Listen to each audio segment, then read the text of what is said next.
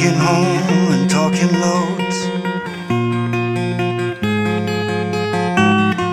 from seeing shows in evening clothes with you,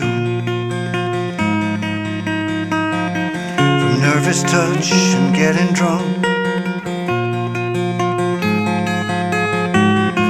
to staying up and waking up with you. Now we're sleeping on the edge, holding something we don't need. All this delusion in our heads is gonna bring us to our knees. So come on, let it go, just let it be. Why don't you be you and I'll be me? Everything that's wrong, leave it to the breeze. Why don't you be you and I'll be me?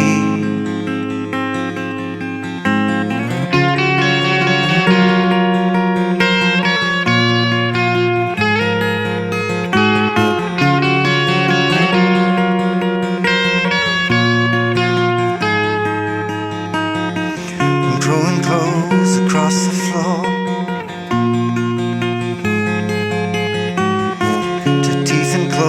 and slamming doors at you. If this is all we're living for, why are we doing it anymore? I used to recognize myself. It's funny how reflections change. When we're becoming something else, I think it's time to walk away. Come on, let it go, just let it be. Why don't you be you and I'll be me? Everything that's wrong, leave it to the breeze. Why don't you be you and I'll be me?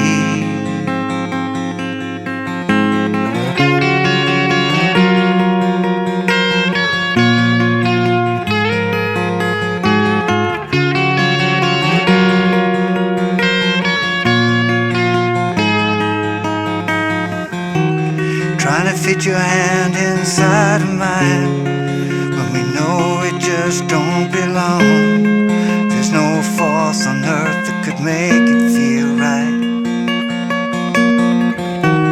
Trying to push this problem up a hill when it's just too heavy to hold. Think now's the time to let it slide. So come on, let it go, just let it be. Why don't you be you and I'll be me?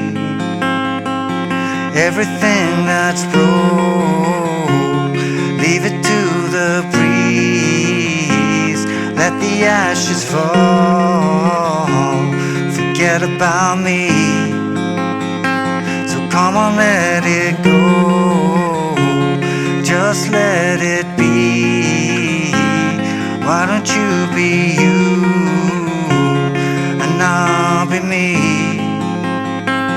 Everything that's wrong, leave it to the breeze. Why don't you be you and I'll be me?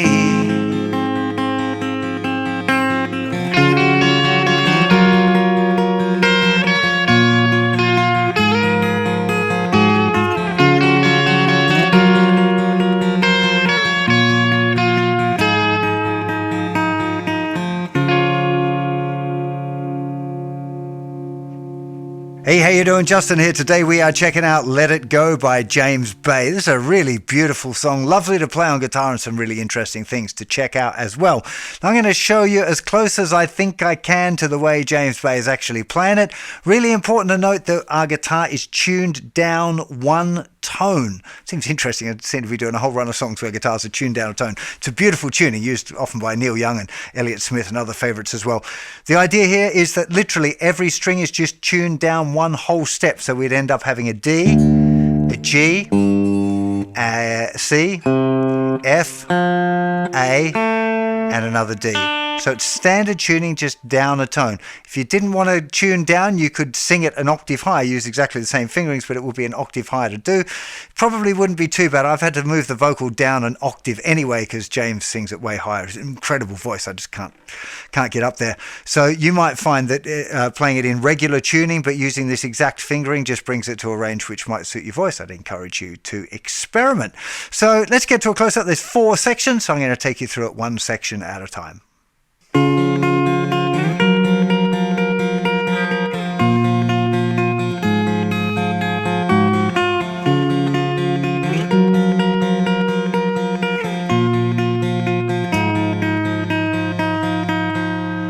So this is the section that's used in the intro of the song and in all of the little kind of instrumental interludes as well.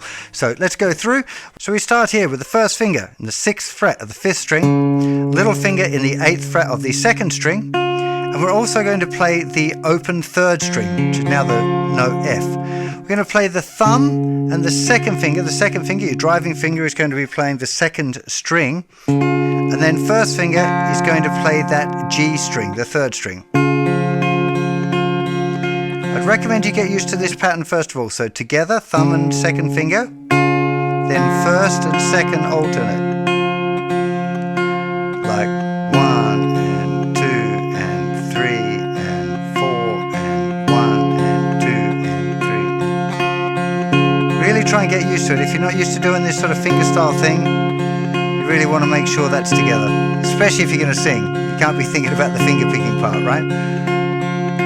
A little bit of time on that first of all. And once you're confident with that, we're going to move this same shape so the first finger is now in the 11th fret, little finger will be in the 13th fret, and we've still got that G string. But the quirky part here is it changes on beat 4. So we have 1 and 2 and 3 and 4 and 1 and 2 and 3 and 4 and 1 and 2 and 3 and 4 and 1 and 2 and 3 and 4 and... Okay, so it's pushed forward a little bit where we can't change to that new chord, okay? 1 and 2 and 3 and 4 and 1 and 2 and 3 and 4 and... Now this next chord, little finger stays connected and drops down to the 8th fret. 3rd finger goes down on the 8th fret and the thicker string. Now here we go. This might be a little tricky for some of you. You're using the thumb to play the 6th string here. 6th string at the 6th fret, and first finger's going down on the 6th fret of the thinner string, and we're still alternating now between the thinner string and the open 3rd string. 1, 2, 3, 4.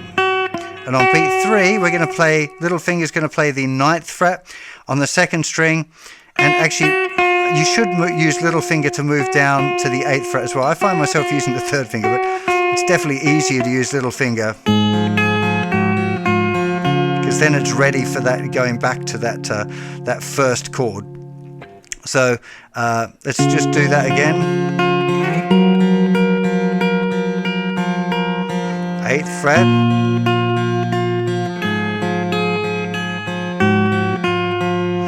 1, 2, 3, 4.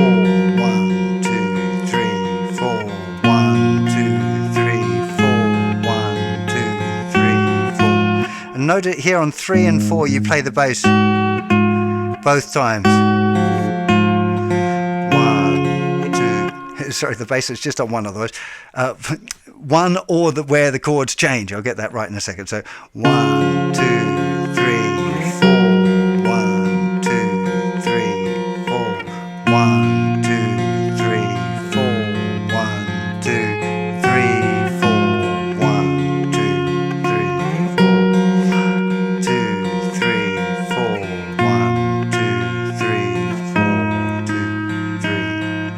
second time, instead of going to with that down, I think James actually plays it with his thumb again. I find myself sometimes just moving that same shape down again. Seems to set me up again for that little finger staying on that string all the way through rather than having to change, but it's not really a big deal. Okay, let's do that whole section a couple of times through. 1, 2, 3, 4. 1, 2, 3, 4. 1, 2, 3, 4. 1, 2, 3, 4. 1, 2, 3, 4. 1, 2, 3, 4. 1, 2, 3, 4. 1, 2, 3, 4. 1, 4. 1, 2, 3, 4. 1, 2, 3, 4. 1, 2, 3, 4. 1, 2, 3, 4. 1, 2, 3, 4. Now we're nicely on to the pre-chorus. Follows along this same sort of idea. There's a push with the thumb, although we go to a much smaller grip, which is really nice for the dynamics because it kind of brings it down a little bit before we hit the chorus again. So the pre-chorus part is this.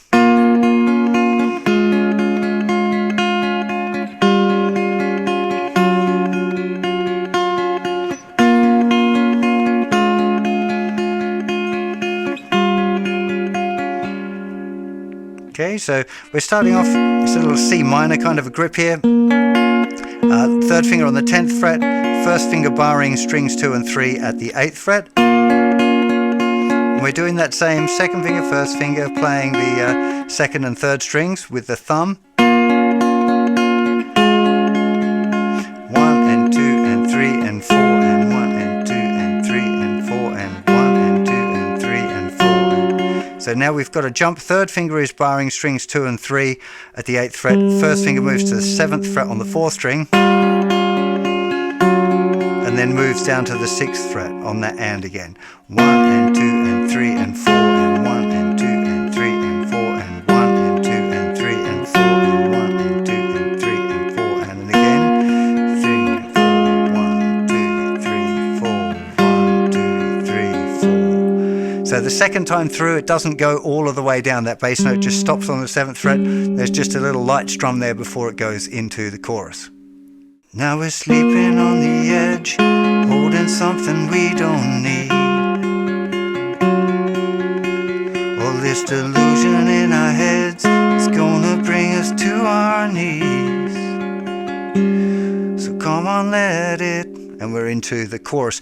Do note though that now we're sleeping. The sleeping is where the change is, so the words precede the start of that chorus riff. Just be aware of that. Tripped me up a few times while I was learning it. So now on to the chorus.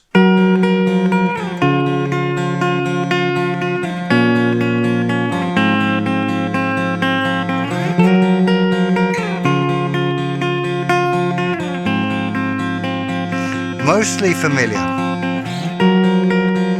Okay, so we've got our little chord up here at the 11th fret, 11, open G string, and I keep calling it G string, I know it's the F string now, whatever, the 3rd string, little finger up on the 13th fret, now let it go,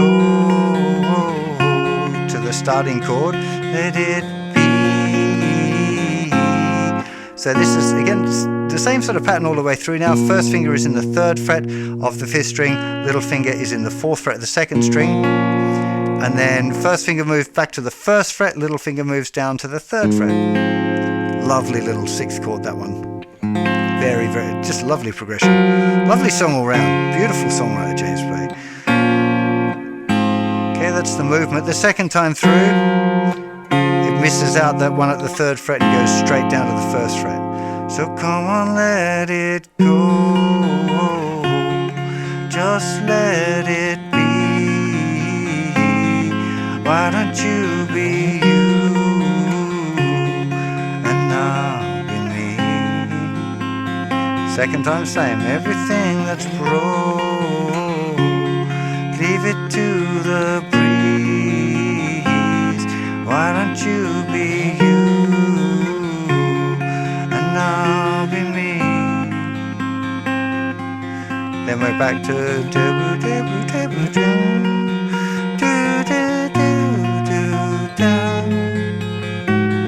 Intro part.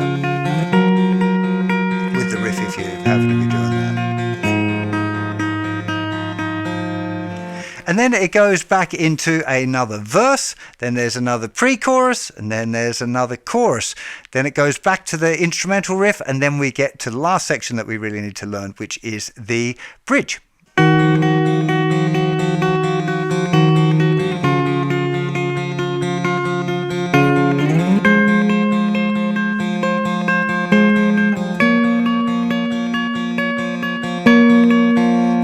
That sequence around twice. Very familiar ideas. First finger is now in the 8th fret of the 5th string, little finger is in the 9th fret.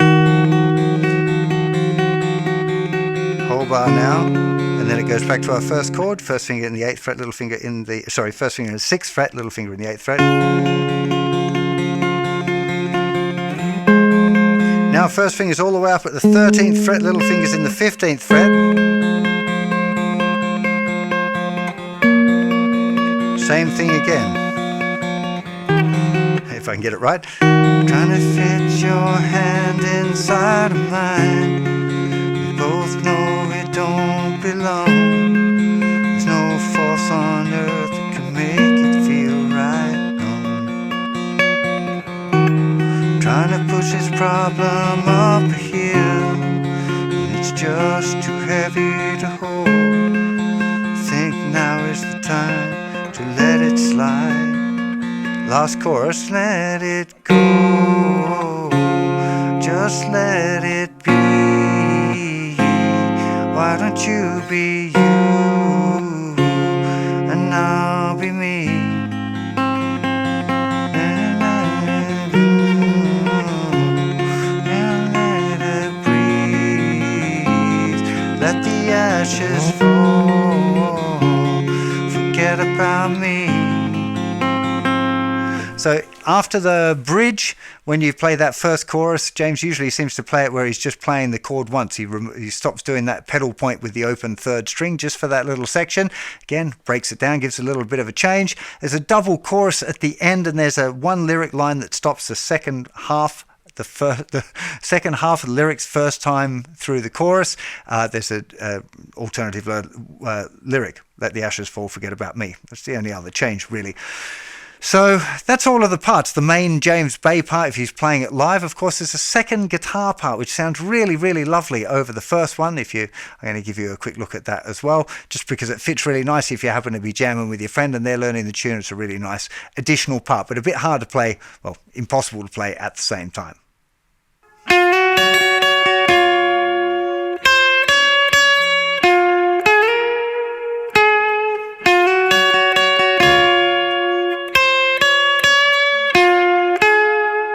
So this is the line.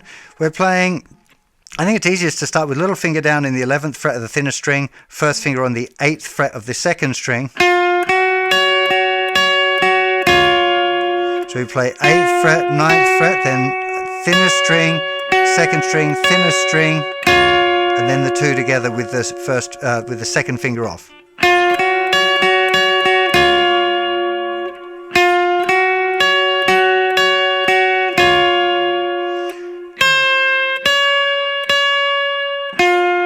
So it's 10th fret, 11th fret twice, back to the 2nd string, 8th fret, little finger slides up to the 13th fret, and then finishes on the 11th fret of the 2nd string.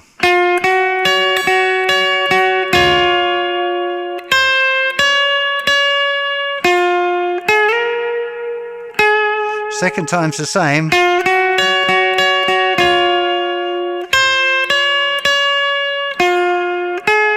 But it just, instead of doing the slide, just finishes there with the little finger on the 11th fret of the 2nd string. I really hope you enjoy learning this song. It's a great fun one to play. And if, like me, you're a little late to the James Bay party, then do go check out his other albums, because, man, the guy can write a song, an incredible singer, but a fantastic guitar player too. Great, great guitar parts and a fantastic tone. So do go and dig a little deeper. There's some real nuggets in there, and I'm sure there's going to be some more James Bay lessons coming very soon. Have yourself an absolutely fantastic day, and I'll see you for plenty more very soon. You take care. Bye-bye.